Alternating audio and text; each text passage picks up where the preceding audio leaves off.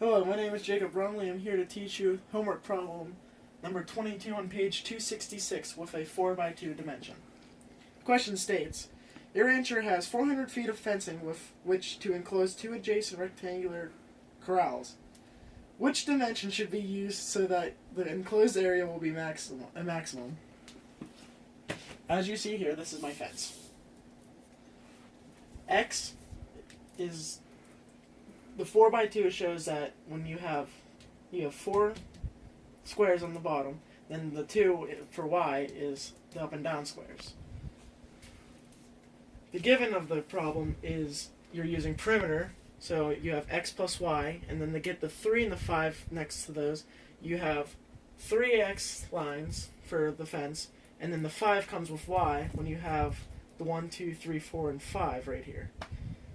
And then the question states that you have 400 feet of fencing to work with, which is your perimeter. So, knowing that information, you plug in 400 for perimeter is equal to 3x plus 5y. Now you have to solve for x. 400 minus 5y equal to 3x. Then you divide the 3 over to get 400 minus 5y over 3 is equal to x. Now you have to find the area. Area is equal to xy. So what you do is you take the x that you found, you plug it in for y, so you set everything in terms of y. So a is equal to 400 minus 5y over 3 times y. Now you just simplify. 400 minus a equals 400y minus 5y squared, which is just multiplying y to the top, over 3. Now that you have that, you take the derivative. dA over dx is equal to 3 parentheses 400 minus 10y minus 0. To get that, you do low d high minus high d low. So, low d high is 3 times 400 minus 10y. But high d low is 400y minus 5y times 0. So it's just 0. And then to get 9, you do low low, and you never forget low low.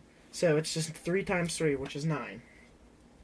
Now to simplify this, you distribute 3 in, so you get 1200 minus 30y over 9. And to get rid of the 9, you set it equal to 0, and you just multiply 9 out. So now you have 1200 minus 30y is equal to 0. Now you just solve for y. 1200 is equal to 30y, and then you just divide the 30 over, and you get 40 is equal to y. So y is equal to 40 feet. Now to finish off the question, you just plug it back into the x that you had before. So x is equal to 400 minus 5, and we put 40 in for y. And then you divide it all by 3. X is equal to 400 minus 200 over 3, and 400 minus 200 is 200, so it's x is equal to 200 over 3. And then for your final, you get x is equal to 66.67 feet, and that gives you your answer is y is equal to 40 feet, and x is equal to 66.7 feet. The end.